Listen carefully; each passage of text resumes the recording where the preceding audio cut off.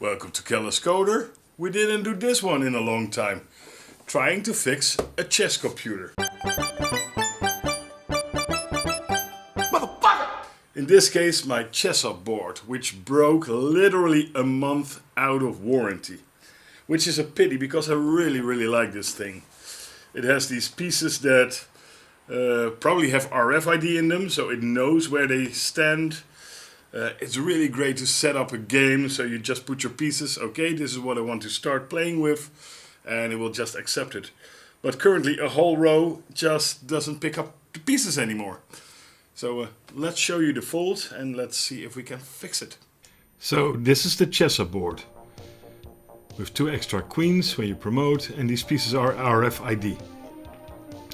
And this is the board itself. It's rather thin and nicely structured, but here is my issue. As you can see, when you put down a piece, the lights go off. When I put down a piece in the A column, nothing is reacting, the light stays on. When I put it here, you see, it goes off. So this is a bit of an issue. Let's use another. See, other rook doesn't work, this rook doesn't work. So it's truly the whole A column that is not reacting here.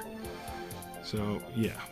What I expect this thing to look like is that we have an 8x8 matrix, that it can scan the board that way, and that probably one line, and that should be the A column, is not connected properly. That is my hypothesis. If I'm right, I don't know, but there is a ton of screws to undo here.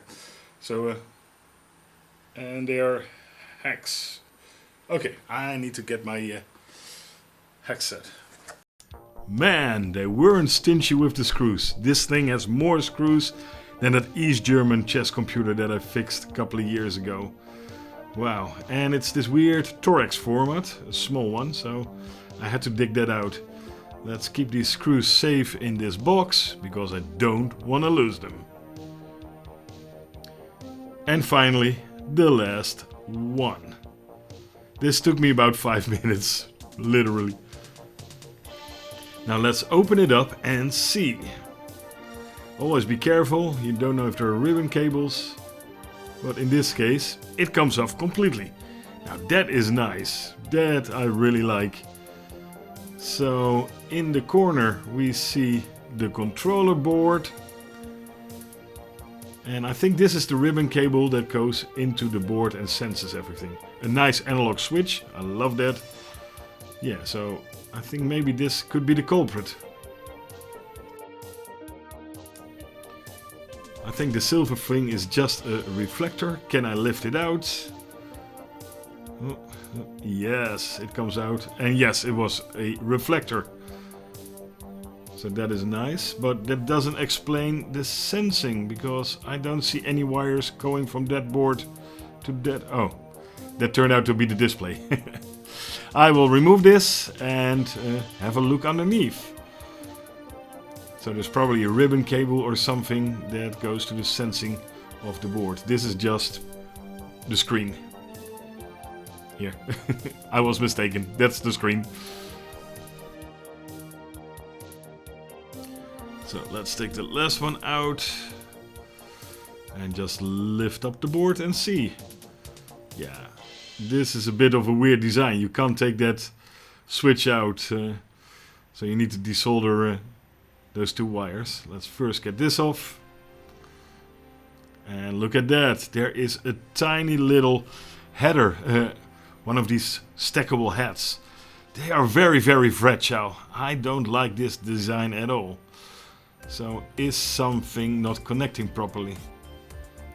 Maybe I just refit it and see if it works. Everything actually runs on an Asperif ESP32, which is nice, very cheap, affordable.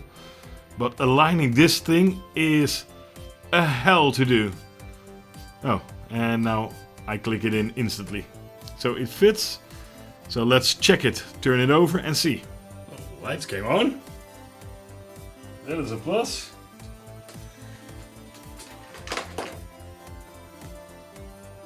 Nope. Still doesn't detect it.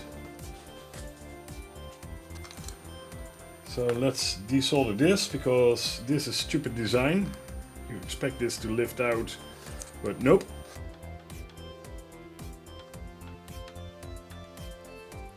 There we go.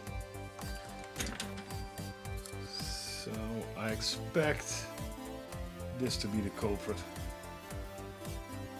Let's get a microscope in there. So under the microscope I felt each and every pin, and actually they felt rather solid, weirdly enough, so maybe my hypothesis is wrong. But some of the flows I didn't really think were that nice, so I decided to actually reflow it. It's a bit cold, you see, the joints are a bit cold. I think I just reflow them for a second, because they look a bit dodgy, don't they? They feel sturdy, but a reflow never hurts. So let's put some flux on it and reflow it.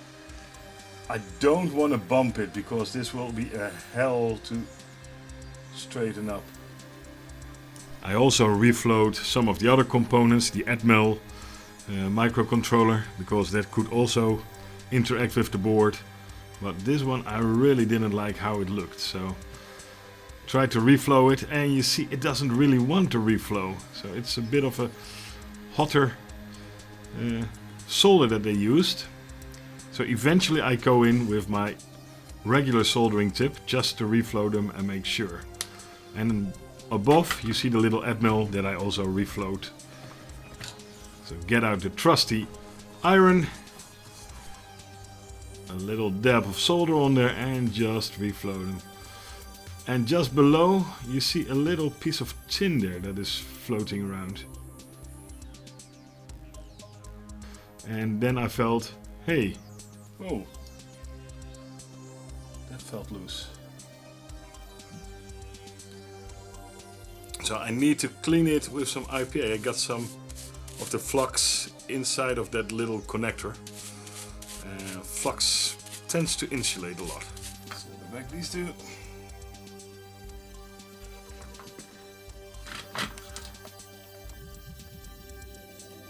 Oh, I got the hang of it in one go. Does it still turn on? Yeah, I didn't break it, so let's check it. So the Moment Supreme. Haha, it goes off. Yes. And the other way around should detect it. Yes. It detects it wrong. Just to make sure that I didn't break something else. That goes well. Yeah, it looks good.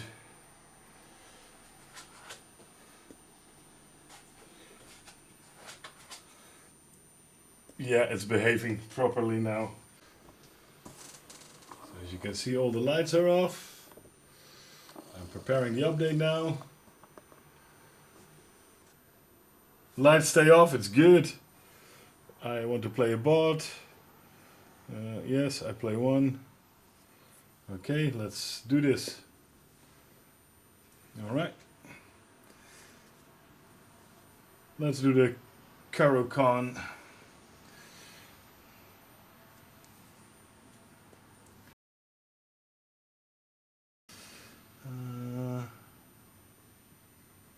Let's develop this.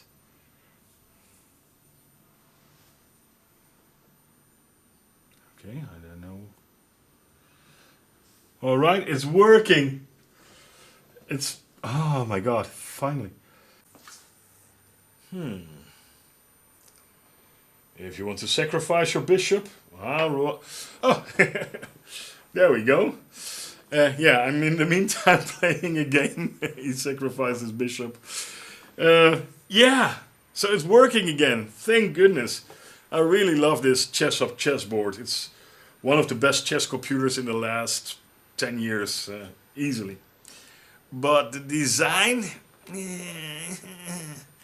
I love the fact that it's built around a standard Asperif ESP32 module. because it's a powerful, good module, cheap, so they can make a bit of a profit.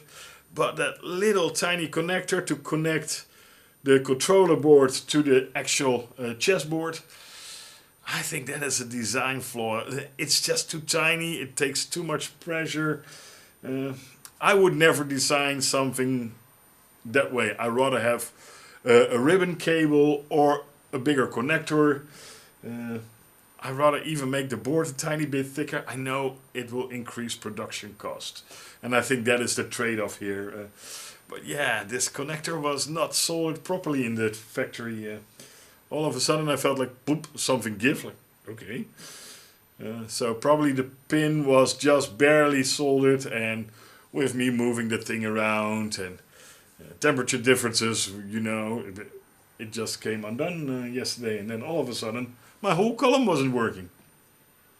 But I'm glad that I'm actually playing it now, so I hope you learned something and hope to see you in the next one.